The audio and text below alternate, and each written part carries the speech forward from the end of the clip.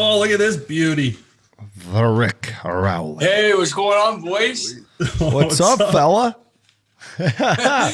Not too much.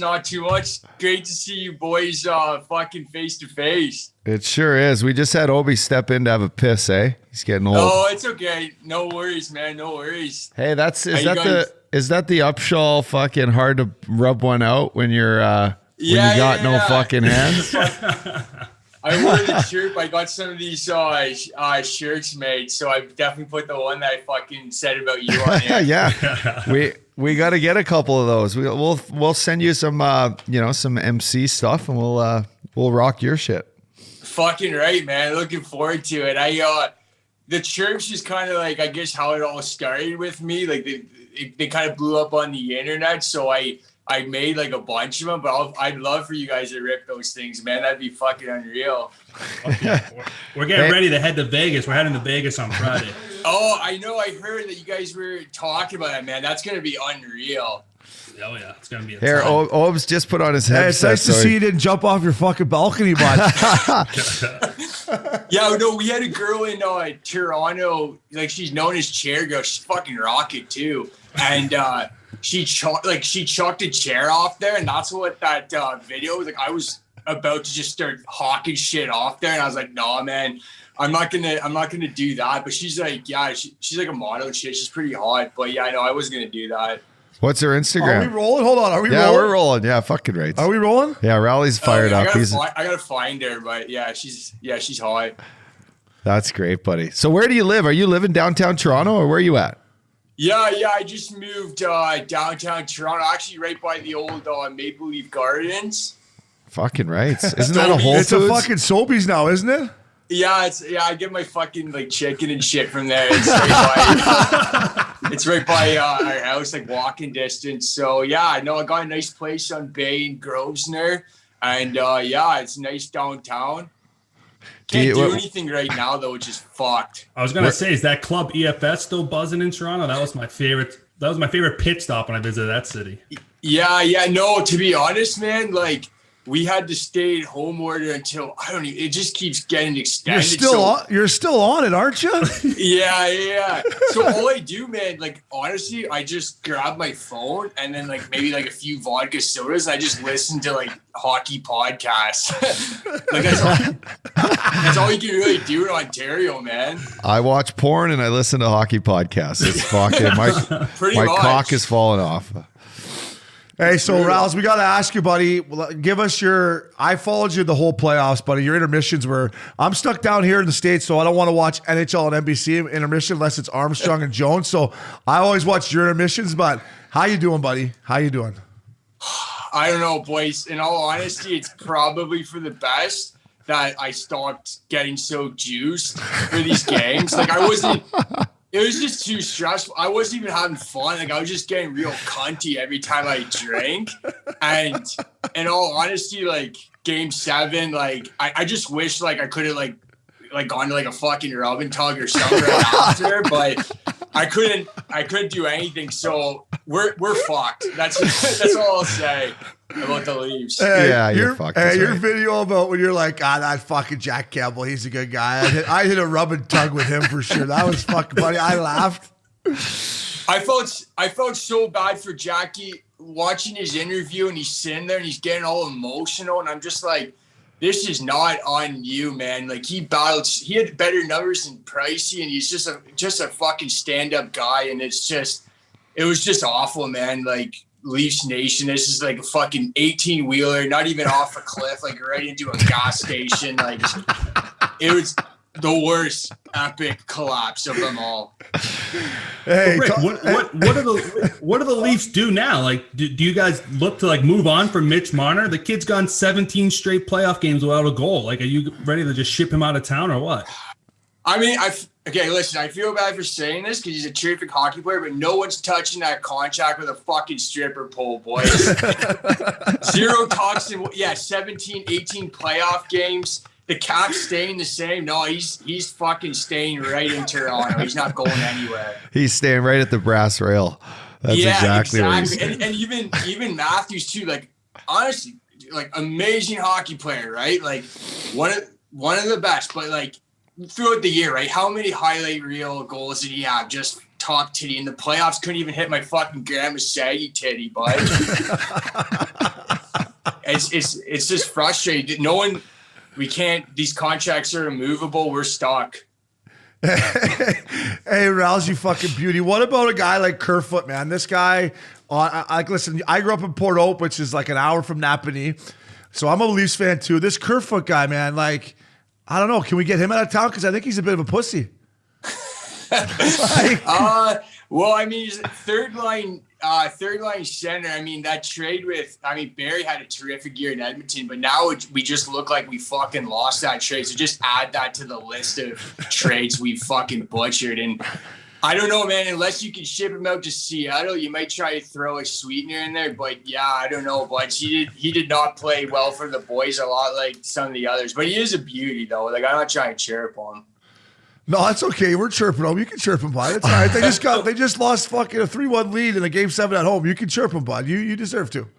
And that game 7 too, right? Like the guys, like you just saw on the bench, nobody was talking to each other.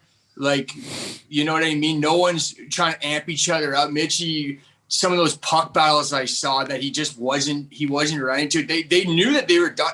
In all honesty, I had my biggest collapse, like meltdown on Saturday night, because it was that's when I do my fucking jersey and the shit can and all that stuff, because I just knew it was done there. You just knew, and they knew it too. No one wanted to say anything. I love your Insta story. You're like, how come we always start trying when we're fucking losing the game? That was it. I didn't understand. Even in the final game, I think we started, putting it on a bit, 9 minutes left, but at that point we're already fucking losing. So it's like, I don't understand it. I don't. And I was just like, I'm just glad that I got a couple of days off from it. I'm probably gonna try to check some of these other games out, see what, other hockey teams are fucking doing.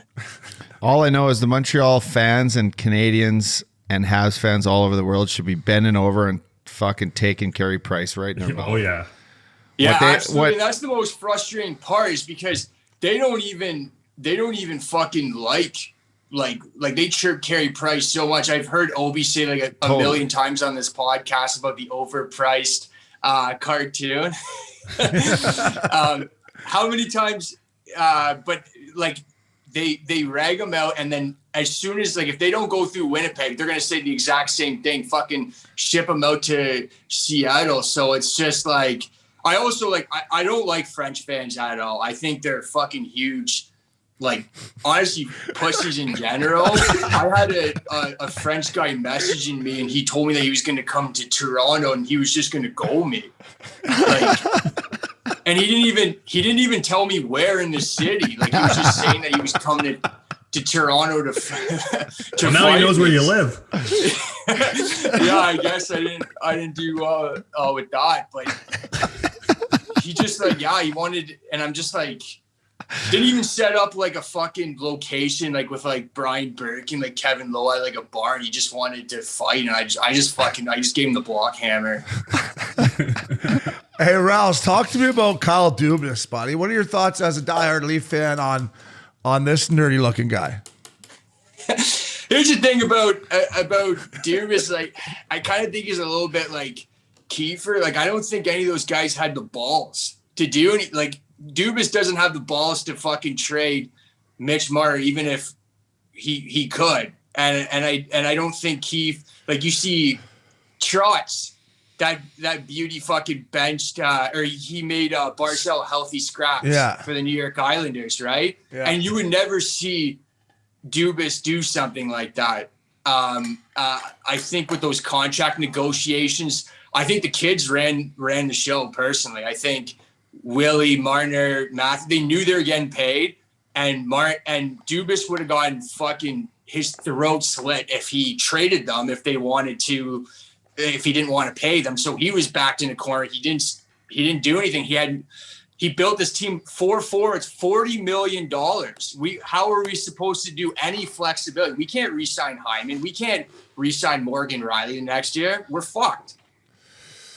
Yeah, What do you that's think? so What do you bananas. think is the number one priority the Leafs need this offseason? Like, they got to move these contracts, or they got to figure. Besides you something out? behind the bench, Rouse. Besides you behind the bench, what do they need? Hey boys, fucking New Jerseys. Let's get these fucking.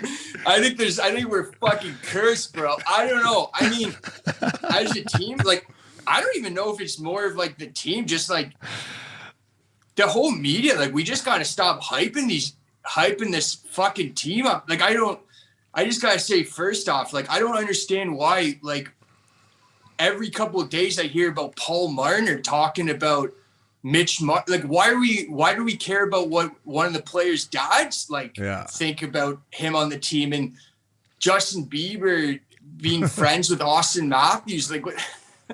I think he's a bad influence on those kids. So, like, I think Bieber should just fuck off a little bit. So I don't know if it's. I mean, that is like, it's a culture thing there, but with the team, I honestly, Bud, your guess is as good as mine. It's unfortunate because Slippy Willie probably had the best playoffs out of all the 4 forwards, and he's probably the only one that could get dealt, because his numbers is at least more manageable than the other fucking guys.